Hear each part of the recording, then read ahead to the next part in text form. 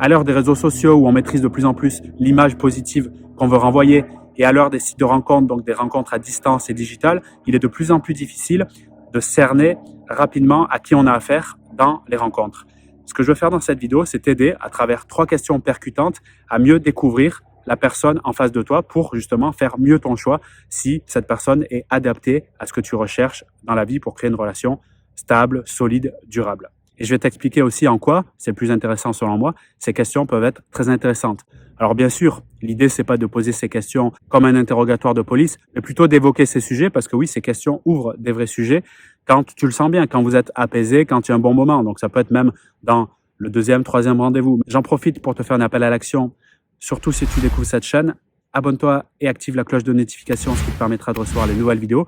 Et si tu as l'habitude de regarder du contenu sur cette chaîne et que tu es dans une phase où tu te dis il faut que je passe au niveau supérieur et il y en a marre de stagner, voire même de ralentir dans ma vie amoureuse, je t'invite à postuler pour un appel découverte pour savoir si on peut travailler ensemble pour un accompagnement suivi. Maintenant, laisse-moi te partager cette première question pour le cerner rapidement lors des premiers rendez-vous.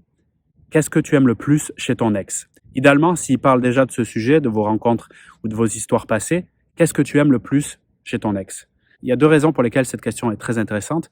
Selon moi, la première, c'est que je vais, à travers la réponse qu'il va me fournir, découvrir son niveau d'attachement émotionnel par rapport à son ex. Ça peut être une femme avec laquelle il était marié ou non, avec laquelle il a des enfants. C'est très important de poser cette question, comme toutes les autres, dans un rendez-vous physique où on est face à face, parce que l'énergie qu'il va projeter immédiatement va me permettre d'avoir beaucoup d'informations sur sa disponibilité émotionnelle. Parce que oui, s'il est très attaché encore à elle maintenant, ça va compliquer nos futurs rendez-vous et notre future relation. Donc, c'est très important de conscientiser ça grâce à cette question. Qu'est-ce que tu aimes le plus chez ton ex? Le deuxième intérêt, c'est pour voir si, au niveau de la valeur considération, respect, qui je sais est très importante pour la plupart des femmes qui regardent cette vidéo, de savoir si la critique qu'il va émettre sur son ex est positive ou négative. Si par exemple, il te dit elle était manipulatrice, elle était méchante, elle m'a dépouillé, elle était instable émotionnellement, bref, c'était un chaos technique.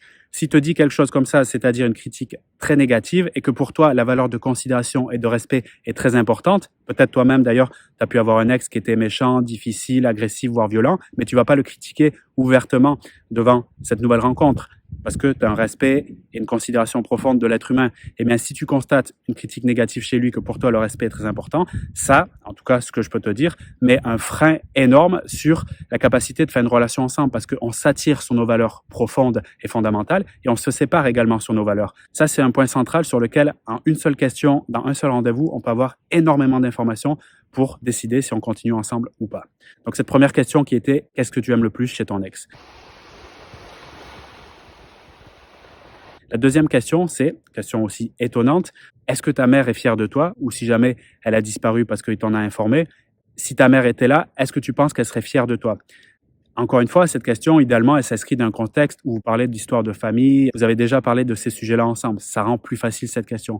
Mais le but de cette question, c'est de l'amener avec authenticité à parler de lui, à découvrir finalement, parce que quand tu vas cliquer sur cette image émotionnelle de la mère, ça va le renvoyer à sa vérité. Et sa vérité, elle est importante à savoir. Donc, exprimer finalement si lui-même, quand il pense à son histoire, ce qu'il a mis en place, s'il a des regrets, s'il a des satisfactions, bref, l'amener à parler de son histoire personnelle. N'hésite surtout pas à poser cette question, qui est, encore une fois, comme tu le vois, très étonnante. Certaines pourront même la juger un peu bizarre, mais surprends-toi à la tester. Ça peut t'amener vraiment dans une zone d'intimité, dans une zone d'authenticité que tu toucheras peut-être pas pendant 6 mois si vous passez à côté de ce sujet. Et la troisième question, pour le cerner très rapidement lors du premier ou des premiers rendez-vous, c'est qu'est-ce qui t'énerve le plus dans ce monde? J'aime beaucoup cette question parce que derrière la colère, il y a la protection d'une de mes valeurs fondamentales. Ce qui m'agace le plus, c'est en fait ce que je protège le plus dans ce monde. Par exemple, on revient sur la valeur de respect tout à l'heure, qui est une valeur que je partage aussi. Quand je vais dans mon village d'origine, que je parle à des gens, et c'est pour ça d'ailleurs que je suis parti, c'était la principale raison pour laquelle je suis parti de mon village d'origine, c'est que je trouvais que les discussions tournaient trop, selon moi, autour des gens, c'est-à-dire de parler des gens et en plus parler des gens en mal. C'est une certaine façon de revaloriser son estime personnelle en rabaissant les autres. Classique, mais très courant. Et pour moi, ça m'insupportait. Avant, je savais pas trop pourquoi ça m'insupportait, mais en fait, c'est parce que pour moi, la considération de l'autre est très importante parce que j'ai remarqué que plus je considère l'autre, plus c'est facile pour moi de développer mon estime de moi et du coup, après, me sentir plus confiant et capable de faire des choses dans la vie.